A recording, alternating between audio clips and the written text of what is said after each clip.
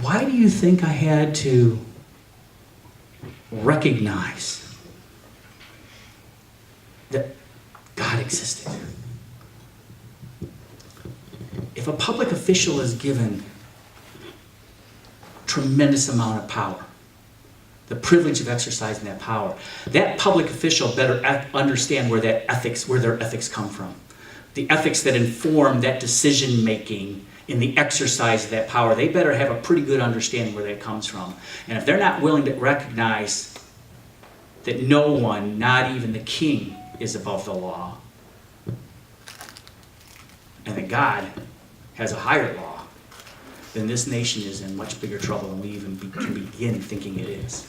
If you asked all your government officials, call them up sometime, even the ones that we agree with, and ask them, well, what oath did you take?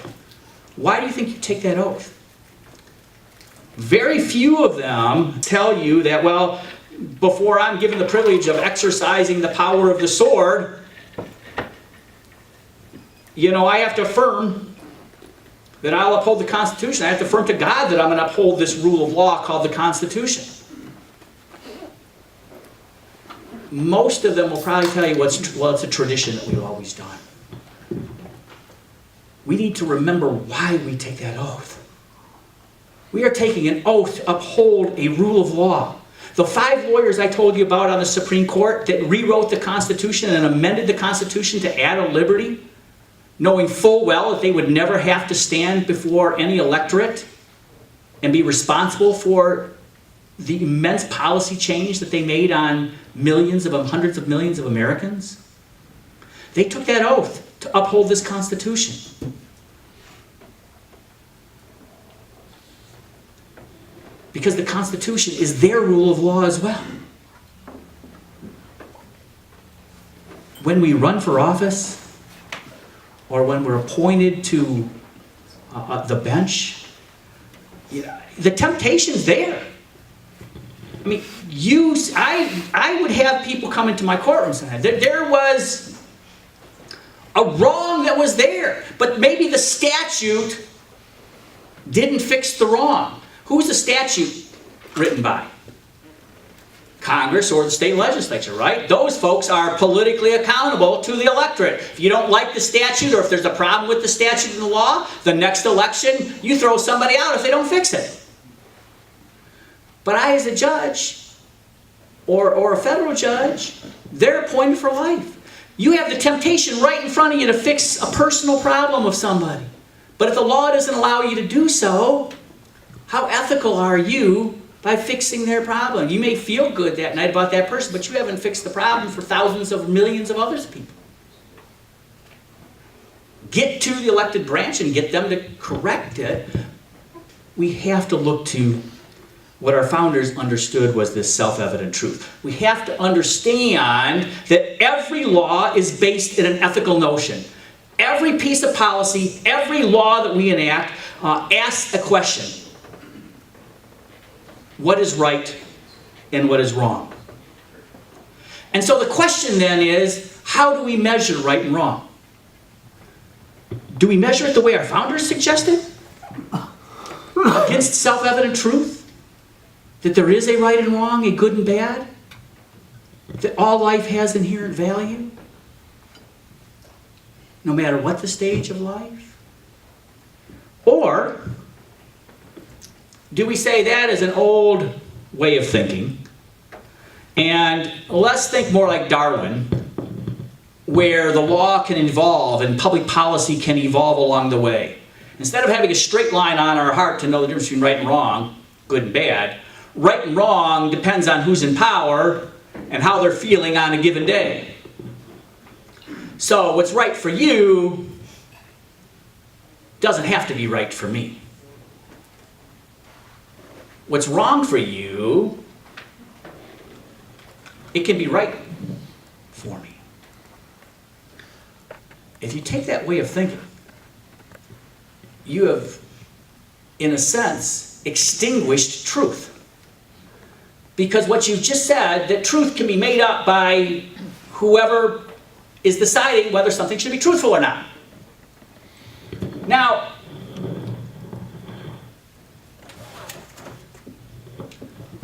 what color is this screen here? White. No. It's blue. It's okay for you to think that. We both can be right.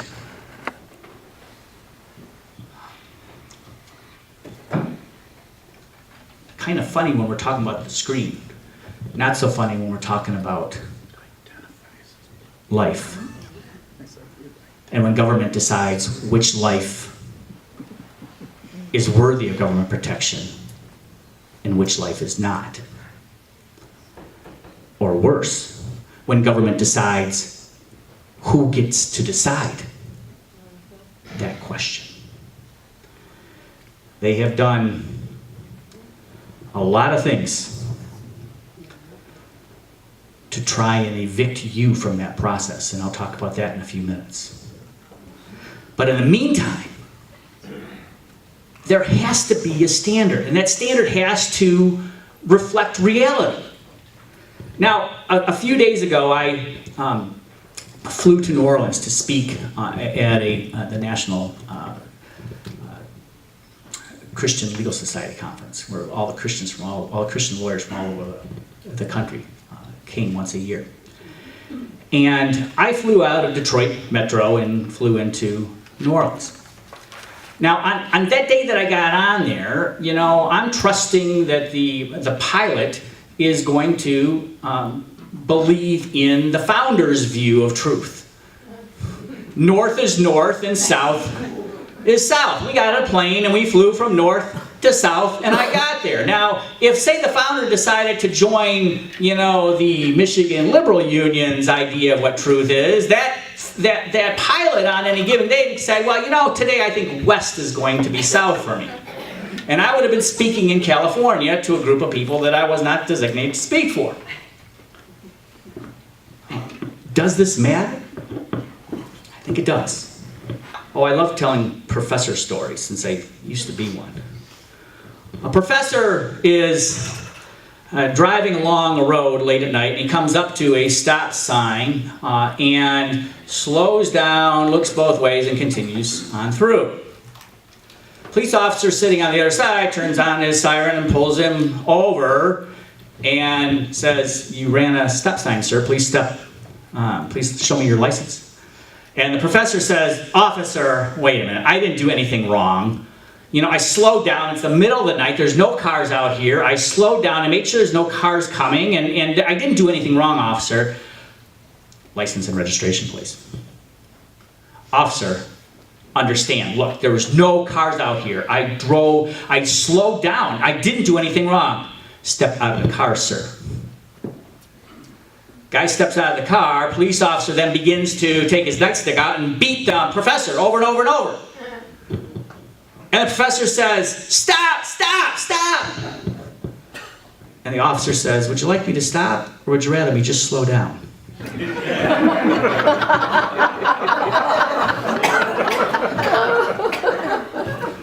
Truth matters.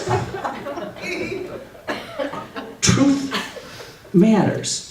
Truth has to correspond to reality as perceived by God. We need something to measure. We want something to measure our government actions by. We certainly measure our own personal actions by them every day.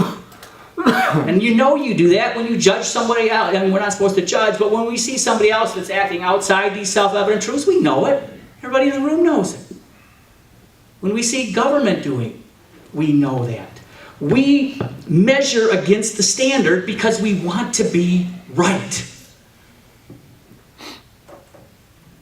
If rules don't mean anything, if this rule of law means nothing, then who's ever in power gets to completely redefine ethics to mean whatever I want because I hold the power. Why are things intrinsically sacred and self-evident?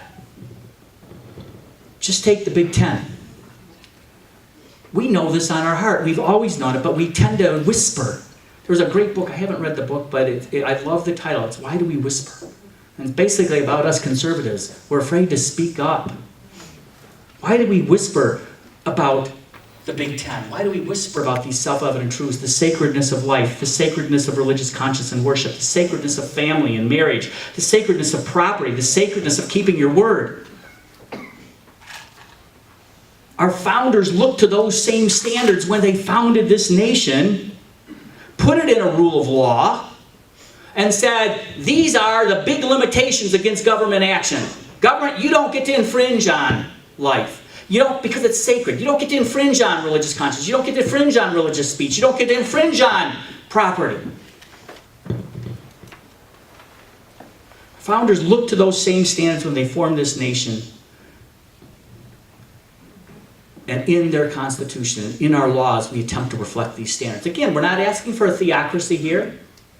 We're just asking for truth to inform our governance. We're just asking for ethics in the real sense to inform our governance. Will we have the courage to do so? Our Canadian friends up north just held a major election. They just elected a prime minister who is a strong advocate of partial birth abortion as a human right, and has held that nobody in his political party shall be allowed to be in his political party if they hold a different view. Does truth matter in our governance? If we don't have the courage to stop whispering, this is where we're going. And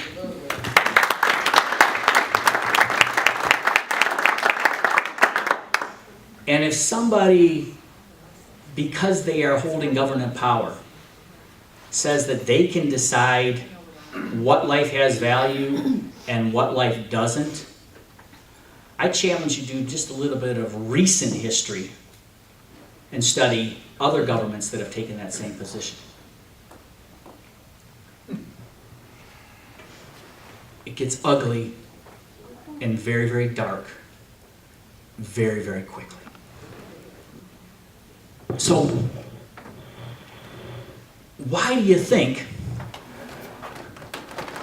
if this is government, that our founders said, in the rule of law establishing our government, that this is not what it's going to look like. It's going to look like this. We're going to give some of the power over here, and we're going to give some of the power. Can I get an assistant up here? Over here. And we're going to give some of the power over here. It goes back to this.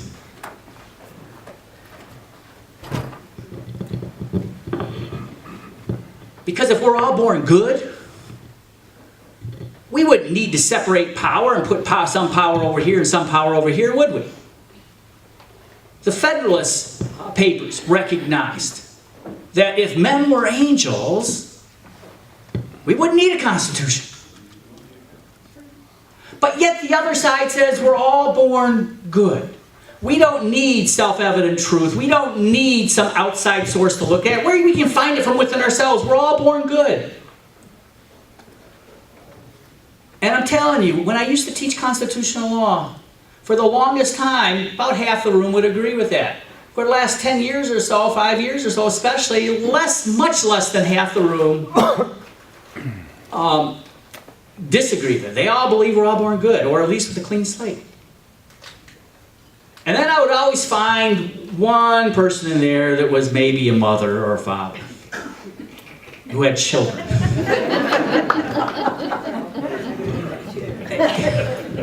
We laugh because God's wrote that on our hearts. So we know this. You know, if you take a rattle and you give it to a baby loves the rattle and plays with the rattle. But if you add a second baby to the mix, and the second baby would like to partake in the rattle playing, they'll crawl over, and does the first baby say, "Oh, I'm born good. I want to just share this with you and give this to you"?